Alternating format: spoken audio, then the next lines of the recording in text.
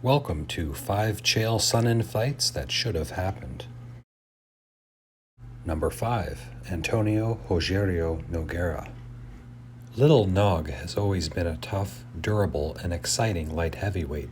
Given Chael Sonnen's propensity for poking fun at Brazilian fighters, particularly the Nogueira brothers, a showdown pitting Sonnen's world-class wrestling against Little Nog's boxing and jiu-jitsu would have made for an interesting fight, to say the least.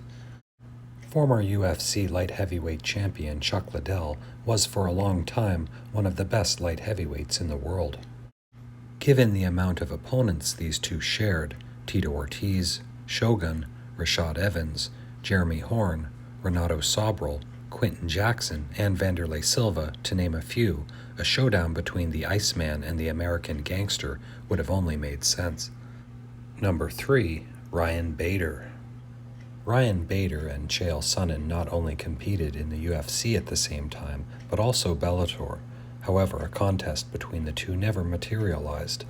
Both men were outstanding wrestlers, and it definitely would have been intriguing to see who was the better man.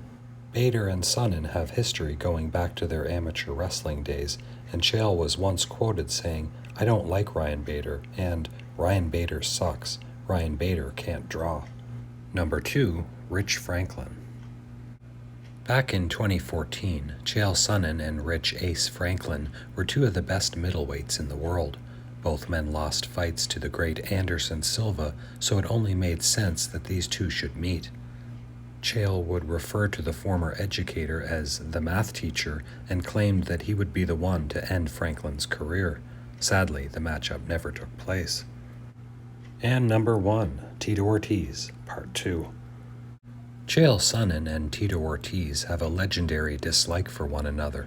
They competed against each other during their college wrestling days, which saw Chael as the victor. However, at Bellator 170 in 2017, Ortiz would choke out Sonnen in what would be their only MMA contest. Their war of words leading up to the fight was highly entertaining, and the bad blood since then has not subsided. The fight was also controversial as Sonnen and his fans believe Ortiz both verbally and physically tapped out to Sonnen during the fight, which caused Sonnen to release the hold he had Ortiz in. The referee did not acknowledge any of this, and Ortiz would then lock on a choke to gain the victory. What actually happened is anyone's guess, but a rematch certainly seemed to be needed to finally settle the score. Thanks for watching, and keep tuning in for more MMA content.